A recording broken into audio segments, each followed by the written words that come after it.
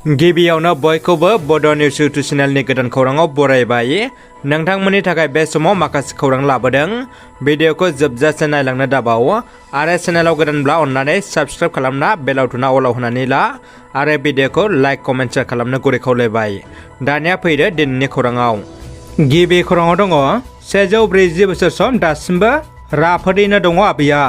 क'क्राझार जिल्लानि भुटान हाजोनिफ्राय बोहैबोनाय सोरमांगायाव बालाबारि आरो दैजों सोरगिदिं बेंखननानै दोनजानाय निउ बांलाजरा मुंनि दरसे फिसा गामियाव रायजो जानानै दङ 140 बोसोर बैसोनि थथा बर' मुंनि बैसोगोरा आइजोआ। 140 बोसोर बैसो बाबेननायनि गेजेरावबो गोख्रोङै जिउखौ दैदेननाय थथा बर'खौ दौदिनि होनब्लानो गासै रायजो राजाफ्रा मिथियोमोन। 140 बोसोर बैसो जानाय थथा बर'खौ क'क्राझार जिल्ला दुलाराय गुदि बाथौ आफादा बरायहैदों। क'क्राझार जिल्लानि बनरगाव सिकारगाव गामिनि सुर्य नारायण ब्रह्मआ थांनाय 2 जानुवारि 2023निफ्रायनो गोमाना दङ। बिथांनि आंगो बिसिया न'खर सामलायनायाव जेंना सोमजिनायनि थाखाय न'आव फैफिननो खावलायहरदों आरो सोरबाफोर बहाबा नुदोंब्ला 9954993418 मबाइल नाम्बाराव खौरां हरनो खावलायहरदों। भैरबकुन्द'आव बिटिआरनि हमस्टे बिगोमाफोरखौ फोरोंथाय होदों।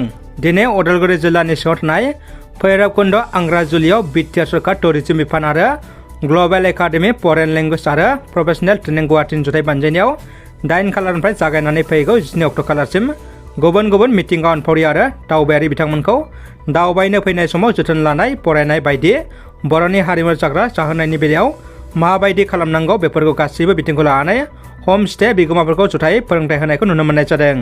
दानिया फैदो गुबुन मोनसे खौराङाव। क'क्राझार जिल्ला जोबथेसालियाव जोबथेसालिनि बेंगिरिया जोबथेसालि सिङाव दायनिगिरि सुबुंखौ नायनो फैनाय न'खरनि सोद्रोमानिफ्राय 100 रां लानायनि अजद।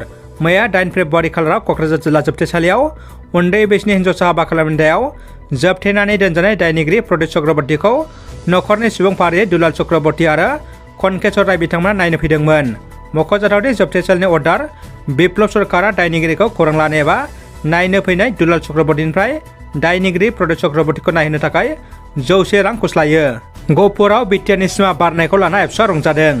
बिश्वनाथ जिल्ला गहपुर हालामनि सिङाव थानाय हेलेम दख'रा दुलाराय बर' फरायसा आफादा बिटिआरनि दफा मथे गहपुरसिम सिमा बारनायखौ लोब्बा लाखिनानै रंजानायजों लोगोसे फरायसा आफादनि बारग' दैदेनगिरिफोरखौ बरायनाय हाबाफारि लादों।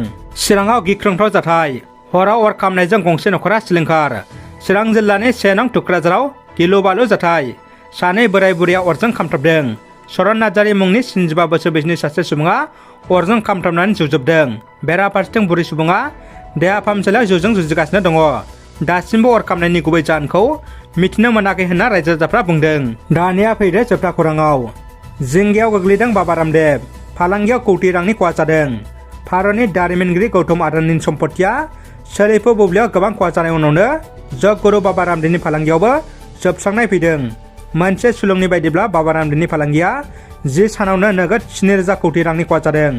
फालांगि बिथिङाव बाबा रामदेवनि बे गेदेर खहा जानाया पतन्जलि कम्पानियाव गोबां जेंना लाबोनो हागौ होनना सन्देह खालामदों।